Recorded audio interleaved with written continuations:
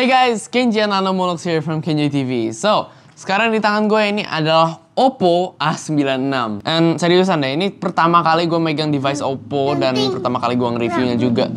And I have to say, dia gimana ya? Pokoknya ya tonton aja sih.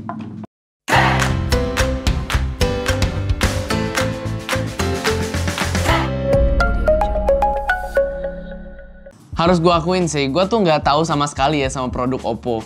Gue tuh cuman taunya mereka itu jor-joran ngiklan di mana-mana. Tapi gue nggak pernah browsing atau googling sama sekali tentang produknya Oppo ini. Begitu gue tiba-tiba dikirimin produk ini, gue tuh sebenarnya honestly gue juga nggak langsung baca-baca tentang dia. Gue mau berusaha se-open mind mungkin sama produk baru yang gue pegang ini dari Oppo. Jadi pertama kali gue pegang ini tuh berasa A96 tuh bener-bener nyaman banget dipegang. Mungkin efek bodinya yang emang belakangnya agak curve gini ya. Device zaman sekarang kan emang lebih sering yang blocky-blocky gitu kan. Nah, varian warna yang gue pegang sekarang ini adalah yang Starry Black. Dan biasanya tuh warna hitam emang warna paling cakep. Tapi selalu bikin repot banget karena emang gampang kotor sama smudge-smudge minyak tangan atau mungkin kayak fingerprint gitu ya. Nah, si A96 tuh somehow magically nggak ada sama sekali. Bahan plastiknya yang agak glittery ini udah cukup mengagetkan. Karena as you can see, nggak ada sama sekali kan dia fingerprint. Ya tuh. Menarik ya? Dan kameranya dia juga ada bumpnya nih guys. Bumpnya ini dia juga warna sama teksturnya sama bodinya. Itu nilai plus sih buat gue. Cakep aja sih ini ngeliatnya.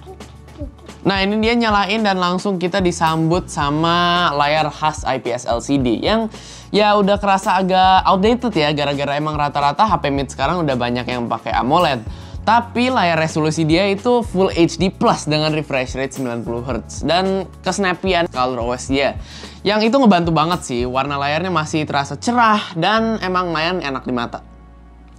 Fingerprint sensornya juga harus gue akuin dia emang lumayan cepet ya guys. Tuh lihat tuh. Sama gue juga sempat ngetes, ini ada face recognition-nya. Nah, cepet sih, cepet.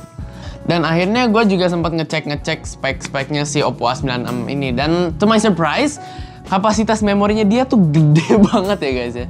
Dengan 8GB RAM dan 256GB internal storage. Ya, gede banget kan itu. Biasanya kan mid rata-rata itu sekitar 128-an ya, dengan ya, dan dia juga prosesornya ini dia pakai prosesor sejuta umat mid tahun ini yaitu Snapdragon 680. Oh ya, dan dia RAM-nya tuh nggak berhenti di 8GB itu ya guys ya, jadi dia masih ada tambahan 5GB, jadi totalnya bisa sampai 13GB RAM. Asik ya?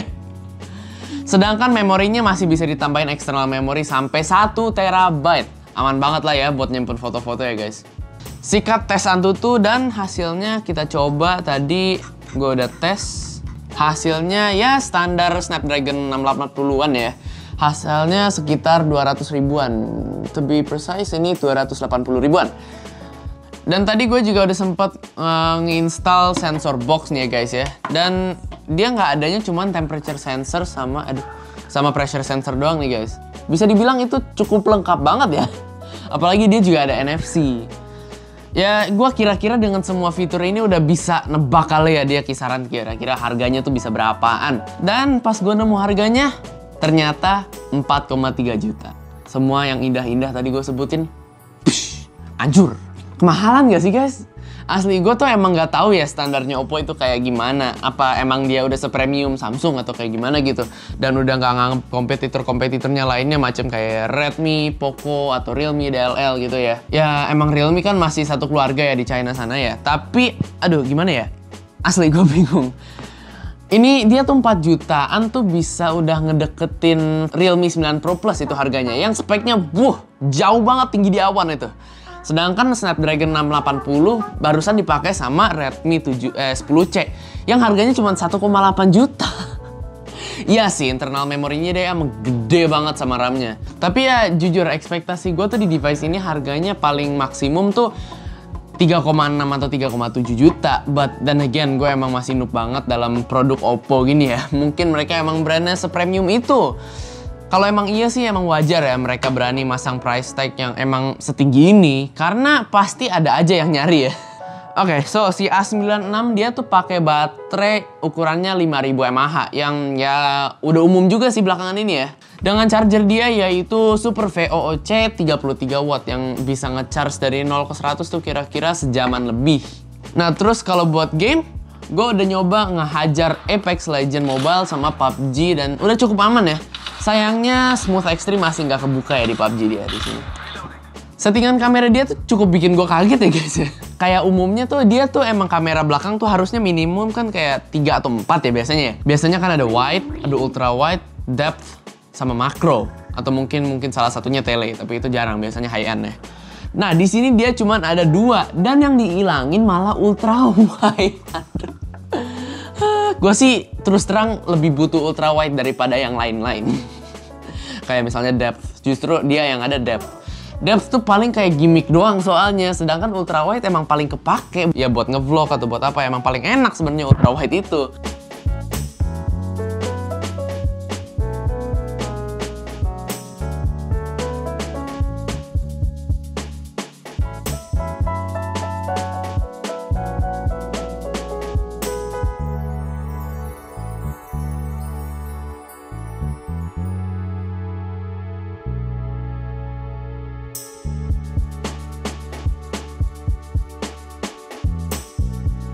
Jadi untuk pro and kontranya si Oppo A96 ini adalah plusnya bodinya oke.